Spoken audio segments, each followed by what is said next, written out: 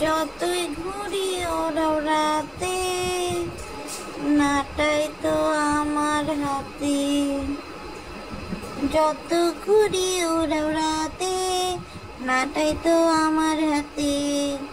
আসসালামু আলাইকুম দর্শক, সবাই কেমন আছেন? চলে আসলাম নতুন আরেকটা ভিডিও নিয়ে আপনাদের মাঝে। তো আজকে যে গানটা দিয়ে শুরু করেছি সেই গানটা শুনে অনেকেই বুঝতে পেরেছেন যে আজকের ভিডিওটা কাদের নিয়ে আমি সেন্টার করে বানাতে যাচ্ছি। তো আপনাদের সাথে বেশি লুকোচুরি খেলবো না দর্শক, সরাসরি মুদ্রা কথায় চলে আসি।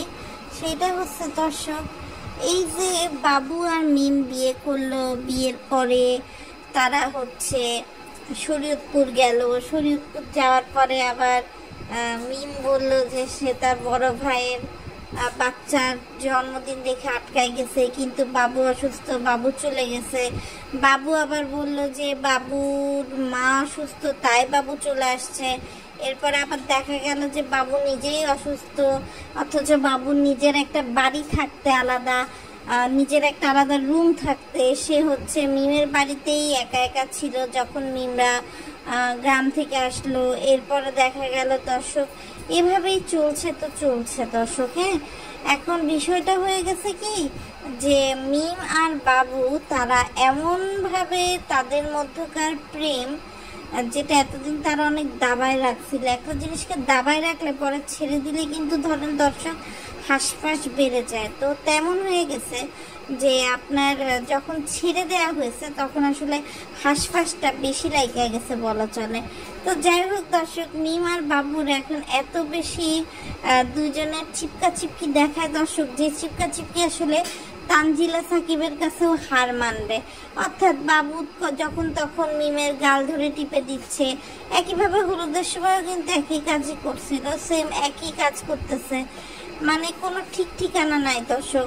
আবার তারা ভিডিও দেয় যে আবদিয়া ঘুমাই গেলে রাতের বেলায় আমরা কে করি, মানে রাতের বেলায় তাদের এই ফষ্টি নষ্টিগুলো দর্শক তাদের ভিডিওর মাধ্যমে সবার সামনে তুলে ধরতে হবে। এরপর আবার দেখছি যে আবদিয়াকে একদম বাবু তার ধনের উপর শোয়া রেখে দিছে। মানে মানুষের তো একটা শোয়ানোর জায়গা থাকতে পারে। হ্যাঁ, অনেক সময় আমরা দেখাই বাচ্চাদেরকে আমরা ল্যাপে শোয়াই, অর্থাৎ কোলে বা থায়ের উপরে, কিন্তু আপনারা ভালো করে ফুটেজটা খেয়াল করবেন দর্শক, যেটা আমি অ্যাটাচ করে দিয়েছি, যে মিমের মেয়ে আবদিয়ার মাথাটা বাবুর শরীরের কোন অঙ্গে, সেটা যদি আপনারা দেখেন আপনারা কিন্তু নিজেরাই বুঝতে পারবেন। সেখানে কিন্তু আসলে অ্যাডিশনাল করে বলার কিছু নাই দর্শক।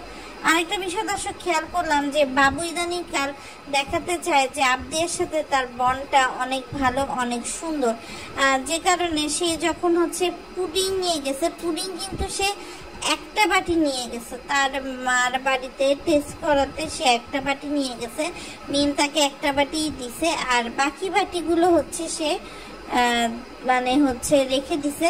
এবং সে একটা বাটি যেটা তার মার বাড়ি দিছিল সেই বাটিটা বাবু ভেঙেও ফেলছে দর্শক। এই হলো গিয়ে কথা।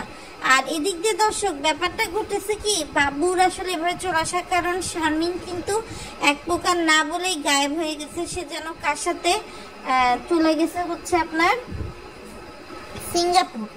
সিঙ্গাপুরে সে হচ্ছে চলে গেছে। এবং তার সিঙ্গাপুরে চলে যাওয়ার পর থেকে তার যে প্রেমিক রাজ, তার মাথাতে একদম খারাপ হয়ে গেছে। সে তো মানে একদম কান্নাকাটি করে অস্থির, সে নাকি ডিপ্রেশনে চলে গেছে, তার মন ভালো নাই, কিন্তু সেই মন ভালো না থাকার কারণেও সে কাউকে বলতে পারছে না।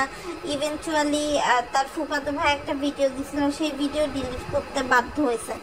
এদিক দিয়ে দর্শক দেখলাম যে আসলে তার চ্যানেলটা তো সে আসলে করতে চাইছে হচ্ছে শারমিনের ছবি দেখায়। এদিক দিয়ে আবার শারমিনের কোনো আতাপাতা নাই। শারমিনের বড় ভাই পোস্ট করে কি যে শারমিনের বিয়ের ডেট ঠিক করার জন্য শারমিনের মামা চাচা তারা সবাই হচ্ছে ঢাকায় চলে আসছে। আবার হচ্ছে দর্শক এটাও ইয়ে করে যে আপনার ঠিকঠাক মতো কিন্তু হচ্ছে আপনার মানে শারমিন কোথায় গেছে কারা গেছে এটা ঠিকঠাক মতো কিন্তু বের করতে হবে, এবং বের করে সেইভাবে হচ্ছে কাজ করতে হবে। তো অনেক জায়গা থেকে শোনা যাচ্ছে যে শারমিন নাকি সিঙ্গাপুর চলে গেছে। ওর কি এত অকাত আছে দর্শক সিঙ্গাপুরে যাওয়ার? ওর যদি অকাত থাকতো তো আমরা ভেবে দেখতে পারতাম যে না হয়তো বা সে গেছে। আর আরেকটা বিষয় দর্শক খেয়াল করবেন, এই যে শারমিন, এই শারমিন কিন্তু যখন হচ্ছে আপনার মানে প্রথম প্রথম ব্লগিংয়ে আসছে তখন কিন্তু মিম বাবু এদেরকে নিয়ে অনেক মাতামাতি করছে, কিন্তু এখন কিন্তু আসলে কারোর খবর নাই। তো যাই হোক দর্শক, শারমিন বলতে গিয়ে বড় ভাবি শারমিনের কথা মনে পড়ে গেল। আজকে শারমিনের ছেলে মোহাম্মদের 1 বছরের জন্মদিন ছিল, তো গিফট দেওয়ার ভয় কিন্তু মিম পালাইছে দর্শক। তিশা তো নাই পাবনাতে, আর এত কাছে থেকেও সাবিনা কিন্তু আসেনি একমাত্র গিফট দেওয়ার ভয়। কিন্তু সেটাকে সে কি লিখছে যে এক বেলার আনন্দের জন্য 7 দিনের সময় নষ্ট, 7 দিন স্বামীর কাছে কথা শুনতে হবে। এবং সেটাও বলছে যে তার বড় ভাই ভাবি তারা হচ্ছে সাবিনাকে দাওয়াত দিছে, কিন্তু আরিফকে দাওয়াত দেয়নি, যেটাতে আরিফ খুব বেশি অফেন্ডেড ফিল করছে এবং যে কারণে সে হচ্ছে যায়নি এবং যথারীতি সাবিনাও যায়নি। আমি বুঝলাম না, একটা বাচ্চার জন্মদিন যদি যেতেও চায় সেটা তো যেতেও পারে, এটা তো যে খুব মানে কমপ্লায়েন্স হয়ে যাবে এমন তো কোনো কথা নাই, তাই না দর্শক বলেন?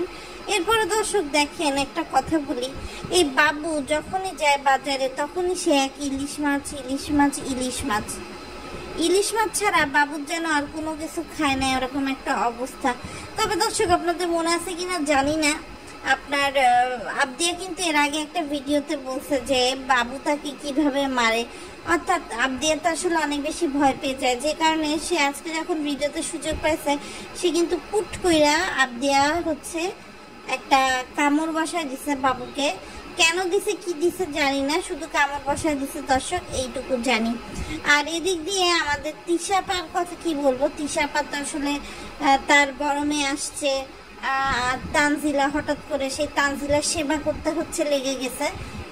সে হচ্ছে বছরের যে লাস্ট টার্ম ছিল সেটা কেটে সাকিবের সামনে দিছে, তারপর সাকিবকে হচ্ছে সে পরোটা ভেজে দিছে, রেডিমেড পরোটা, তারপর মগজ রান্না করছিল সেগুলো দিছে।